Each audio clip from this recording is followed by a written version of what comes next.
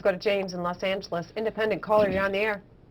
Thank you. What about what General Petraeus had said about U.S. support for Israel against the Palestinians being a threat to American troops in theater? At the end of this video is an example which is arguably the most dramatic killing of Americans during the Iraq War. See what the media didn't report.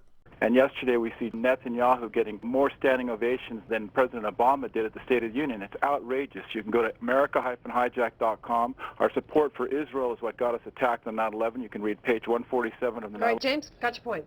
I don't buy any of that. We got attacked because bin Laden and al-Qaeda came after us. They had a lot of different reasons for doing so, none of them valid. And our support for Israel is essential and necessary.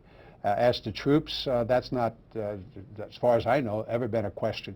I just think you're wrong. The two top commissioners admitted that their concern, apparently their top concern, was whether or not the American people would reassess the policy of supporting Israel. So instead of giving a full accounting, which was their mandate, their top concern is how to protect a foreign policy. It at least got mentioned on page 147, but we know that there were efforts to suppress what the main motive was. So the testimony of Philip Zelikow was excluded from the 9/11 report, but you can see him during the 9/11 hearings. Although bin Laden recognized that Atta and the other pilots had only just arrived in the United States to begin their flight training, the al-Qaeda leader wanted to punish the United States for supporting Israel. The al-Qaeda leader wanted to punish the United States for supporting Israel. The al-Qaeda leader wanted to punish the United States for supporting Israel. And when the question was asked specifically what made them do it, they didn't include this testimony in the 9/11 report. I'm interested in the question of motivation of these hijackers. And my question is really directed to the agents. What have you found out about why these men did what they did? What motivated them to do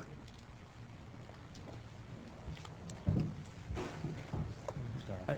I believe they feel a sense of outrage against the United States. They identify with the Palestinian problem. They identify with people who oppose repressive regimes. And I believe they tend to focus their anger on the United States.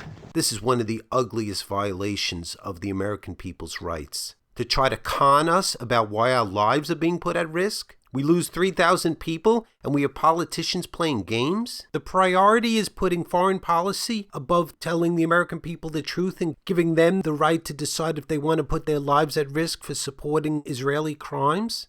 4 of them, you may recall, were dragged through the streets of Fallujah.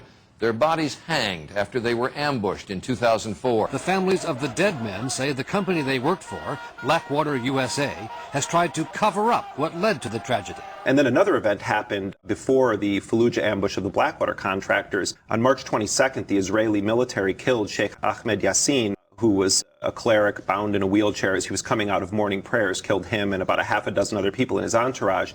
And in Fallujah, there was a massive protest against that. And already people believed that the Israelis and the U.S. were working hand in hand during the occupation of Iraq. So that was the context leading up to the Fallujah ambush, and it's almost never talked about. So the people of Fallujah, I think rightly, were very outraged at their treatment at the hands of the U.S. and its allies, and saw the sort of relationship between the U.S. as Israel as one of conquest in the Middle East and certainly in Iraq. In fact, many people in Iraq believed that private military contractors like Blackwater were either CIA or Mossad. So it's very likely that when those guys rolled into Fallujah that morning, that people thought they were attacking a CIA convoy or a Mossad convoy.